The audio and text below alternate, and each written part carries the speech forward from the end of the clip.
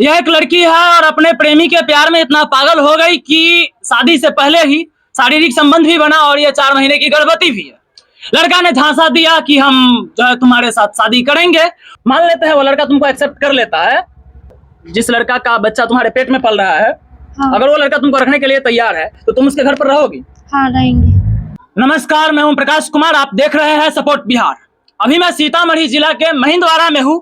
लड़का ने झांसा दिया कि हम जो है तुम्हारे साथ शादी करेंगे और उसी झांसे में जो है बहलाया फुसलाया, किस तरीके से अपने घर पर बुलाया, या वही लड़का इसके घर पर आया।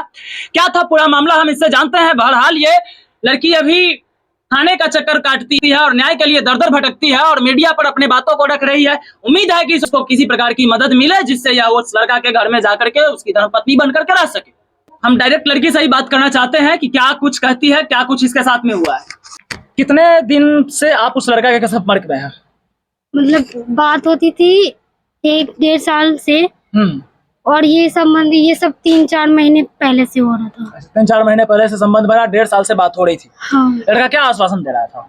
कि हम तुमसे शादी करेंगे। 1.5 साल से आश्वासन दे रहा था कि तुमसे हम शादी करेंगे, शादी करेंगे। तुम्हारे घर पर किसी से बात किया वो लड़का?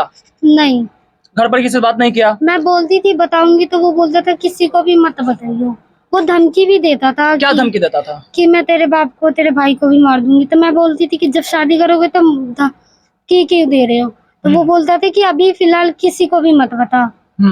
और जो लड़की है ना, जिस लड़की के फोन से बात होती है, वो उस लड़की के फोन पे कॉल आती थी, वो लड़की मुझे बुलाने भी आती थी कि बात करो। मतलब कि आपकी भी कोई सहेली थी और लड़का के भी कांटेक्ट में वो लड़की थी? हाँ। और आप दोनों के बीच में मीडिएटर का काम वही लड़की करती थी? हाँ। वो लड़की आपके घर पर आती थी, आपको फोन देती थी, या फिर वो लड़की आपको बुला के कहीं ले जाती थी और दोनों आदमी बात? वो बोलती थी कि मेरे घर पे चलो, तो मैं उसके घर पे जाके रहती थी और बात भी वो करवाती थी। और वो भी बोलती थी कि किसी को भी मत बताइए, किसी को भी मत बताइए। हाँ। बिना गार्जियन की लड़की है, इनके माँ का देहांत हो चुका कई साल पहले। इसको ऐसे में खुद समझना चाहिए था कि इसके छवि पर क्या असर पड़ेगा कि जब कोई बिना गार्जियन की लड़की होती है तो उसको पहले ही लोग शक की नजर से देखते हैं। इसको खुद सावधान रहना चाहिए था, लेकिन जो है तुम उतना सावधान क्यों नहीं रहे? तुमको तो समझना सही था ना इस बात को कि अगर हम कुछ उल्टा पुल्टा करते हैं तो कल को हमारे परिवार है उसके इज्जत पर बात आएगी, मेरी बहन है उसके शादी पर बात आएगी। ये सब नहीं तुम समझी? नहीं समझी, पर मैं उसको बताती थी कि तुम अगर ये सब करोगी तो शादी करोगे। तो वो बोलता था कि हाँ मैं करूंगा शादी, मेरे घर में सबको पता है। और वो लड़की भी बोलती थी कि फिलहाल घर पे किसी को भी मत बताइए, चाहे गांव में भी किसी को भी मत बताइए। लेकिन अभी फिलहाल अभी क्या समस्या है?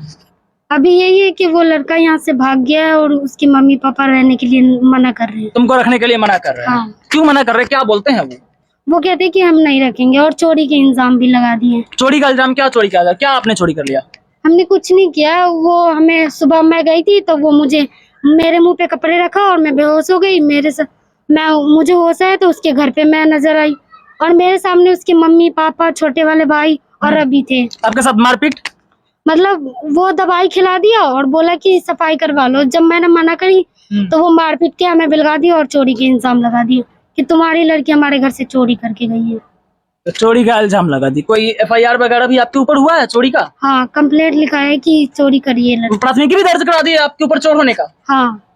और आप थाना पर गए थे, उसके ऊपर प्राथमिकी दर्ज कराए थे कि जो है लड़का हमारे साथ गलत संबंध बनाया, झांसा में दिया? लड़कियों को अगर किसी प्रकार की प्रताड़ना होती है तो पुलिस भी उसकी मदद करती है, स्पेशल महिला थाना खोले गए हैं। और ऐसे में भी एक लड़की अगर प्रताड़ित हो रही है तो इसको सपोर्ट की जरूरत है, इसको मदद की जरूरत है। महिला थाना पर आप गए थे? नहीं, पहले तो हमारा गांव में ही थाना आता है महिंदवाड़ा, पहले हम वहीं गए थे। पर क्या हुआ वहाँ पे? वहाँ पे हमें कंप्लेंट लिया नहीं।